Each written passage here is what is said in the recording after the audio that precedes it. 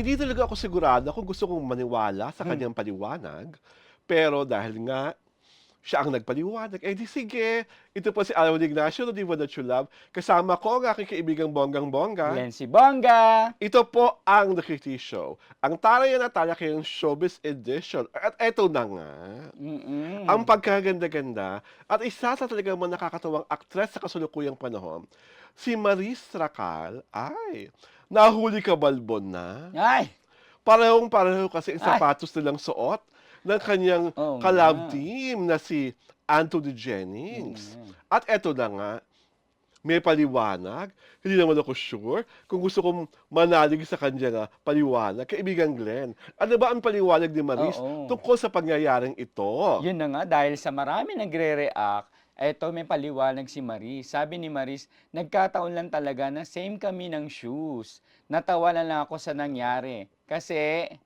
ah, nagkataon lang talaga na yun ang suot namin shoes. Matagal na ako may ganung sapatos. 2 years ago na. Nagkasabay lang talaga. Puro nagkasabay Puro lang talaga. nagkasabay Maris ha. Paliwanag mo yan sa ex-girlfriend niyang si Jam Oo nga. Villanueva Na dahil parang may anti-pose. oo, si Jam Villanueva ngayon eh parang nanginginig ang laman at suklam na suklam sa inyong dalawa dahil ayaw paawat na kanyang mga cryptic post, Oo, na 'di ano, ba? 'di ba? Ikaw naman kasi Jam, kung talaga yung dalawa ang pinarurungkitan mo, pangalanan mo na Oo kasi. nga.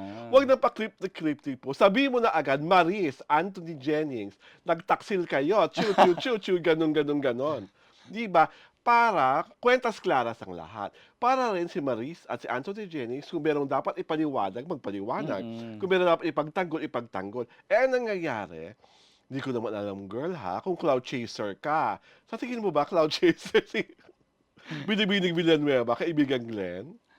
Eh, alam mo naman, baka baka ano lang, masakit.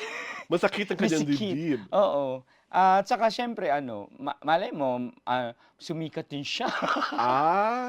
Yun na nga ba kinasabi ko diyan. Hindi, minsan kasi gano'n talaga 'di ba, 'pag nagagalit ang isang tao minsan hindi niya nakokontrol ang sarili niya 'di ba? Hmm, Kaya minsan bitaw tayo ng mga salita or even na ano, nakakapag-post tayo ng mga cryptic post. cryptic post na magki-cryptic post ka naman, very leading, very leading. Eh, sabi nga ng mga ano 'di ba, ng mga netizens, "When there's smoke, there's There's fire." fire. Ikaw ba naniniwala sa paliwanag ni Maris na nagkataon lang talaga yung pareho sila ng suot na sapatos? Puwede naman nagkataon, pero parang mas malaking paniniwala kung talagang nagplano sila True, na mag-ano, magkapareho ng shoes, 'di 'di ba? ba? Kasi sabi niya matagal na siyang may shoes na gano'n.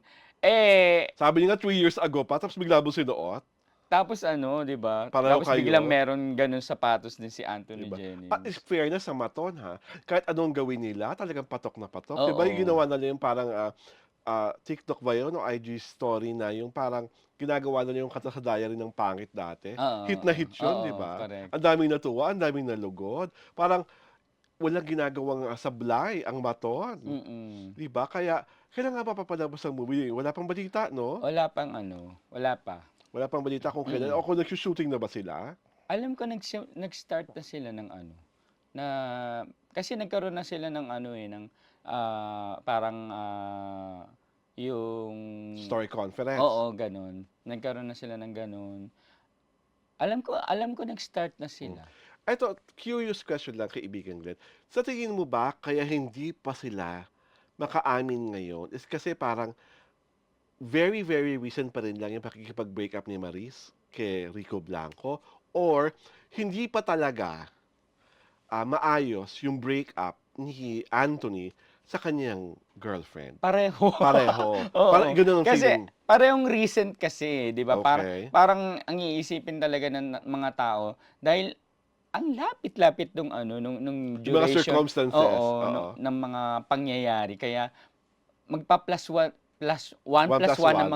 mga tao na ano na, kaya pala naghiwalay, 'di Mhm. ba? Hindi maiiwasan yung gano'n na 'pag umamin na sila, gano'n na. Alangan namang Saka ano, magbibilang ng buwan pabalik oo nga, ang 'di mga ba? ang mga ang mga katkatera, Oo, oo. 'di ba? Na na kaya lalo na yung kay Maris na ang tagal Mm, na nung ano, 'di ba? mm. Na parang bigla niya na lang na-realize na hindi na si Rico, He 'di fell ba? out of she fell out Oo, of love, oo, 'di ba? 'di ba? So, ano sa tingin mo, ito, laro lang naman. Ano sa tingin mo, pagtatanong lang 'to, ano sa tingin mo ang lamang ni Anthony Jennings kay Rico Blanco? Hindi, kasi based naman dun sa mga Sa mga comments ng oo. mga netizens, 'di ba? Sabi nga nila parang parang tatay na nga daw ni Maris si Ah, ano, si Rico. Eh, actually kahit naman si Maris ang tinanong no, wala namang problema sa yung walang age, age hindi doesn't matter, issue. 'di ba? Oo. Oo, Kaya lang when they were so in love with one another oo, pa. kaya lang 'pag tatanungin mo yung mga ano ngayon, 'di ba, advantages and everything. Mm, Siyempre yung kaedad ni Maris parang, big factor din kasi yung love team nila, mhm, 'di ba, na sila yung nakikita ng mga tao ngayon na magkasama. So, hmm. parang kahit nung una sinasabi nila na ang supportive nung mga yun yung nakakaano, 'di ba? Oo, Ang supportive nung kanilang mga tama. jowa before, tapos biglang biglang nahiwalay. Hmm. Yun lang yung ano, medyo nakakapag-isip ka ng gano'n, Ah, 'di ba? ako parang pinagtataka ko kasi sa lahat nun, parang bigla kayang na-realize ni Maris na although, 'di ba sinasabi nila, mas masarap ng isang tao 'pag mas maraming karanasan sa buhay, lalo na older si Rico Blanco, 'di ba? So, parang bigla niyang na-realize na, ay wala naman pala yun. Hindi naman pala gano'n. Hindi pala gano'n.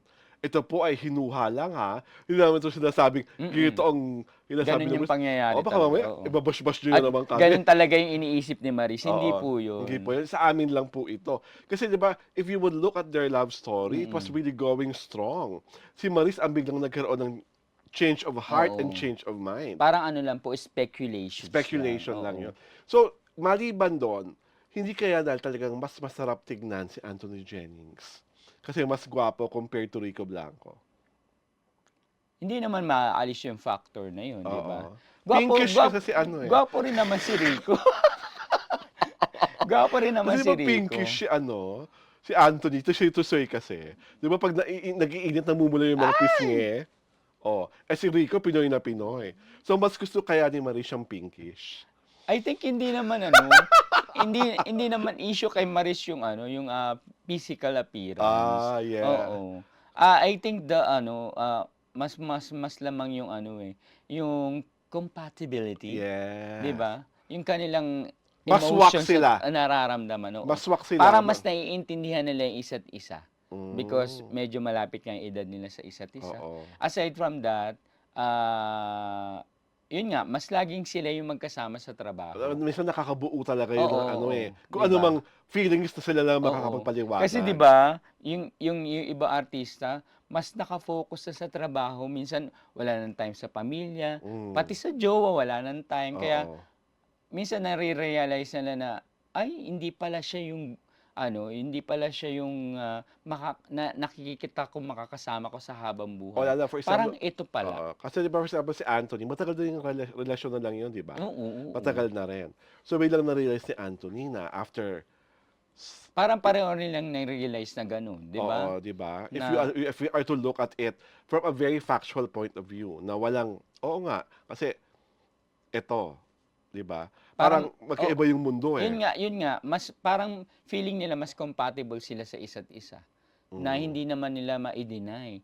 Kasi lumalabas naman sa kanilang, Oo, 'di at ba? natural na Oo, natural, 'di lumalabas sa ba? kanilang maton love team. 'Di ba? Kaya kaya ang mga tao ay nakaka-relate at nai-involve sa Kung kanilang ano, saka-sakaling partnership. magre-reach out sa'yo, yung Mag-reach out talaga. kunyari lang, ha, kung saka-sakaling magre-reach out sa'yo, yung babaeng minsan ay minahal ni Anthony Jennings at hihingi sa'yo ng "Kuya Glenn, Ako talaga yung ano po ano, ba ang ako gagawin talaga ko?" magpapayo. Yes, ano ipapayo mo sa kanya? Siyempre ano, ang dali kasing sabihin na mag-move on na, 'di ba? Mm. Oo, kasi kahit naman ako naramdaman ko na rin yung ano, naghahabulan. Siyempre 'di ba, pagmamahal mo yung tao, Oo, ilalaban hindi mo. mo naman agad isusuko, Oo. ihahabol at Hindi ka magpapaka-Elsa ng let it go, let it go, oo let nga. it go kaagad. Pero kung ano, kung talagang sa paghahabol mong yun, pakiramdam mo wala na nangyayari at sinasaktan mo na lang yung sarili mo, ay bitaw na, 'di ba? Yes. Kasi kung apektado na yung trabaho mo, apektado na yung buhay mo, 'di ba? Walang mangyayari sa'yo ng gano'n, made-depress ka lang, Ah. that's not the way to do it. Yes! Ay! Parang gusto ko na magkaroon tayo ng advice, Oo nga. portion dito sa reality show. Ang galing-galing pa naman payo ni Hindi rin. Glenn. Iba. Dahil diyan, ito po si Alwin Ignacio, the Diva that you love. Kasama ko ang aking kaibigang bonggang-bongga. Glenn Sibonga! Ito po ang The TT Show, ang taray na talakayan showbiz edition.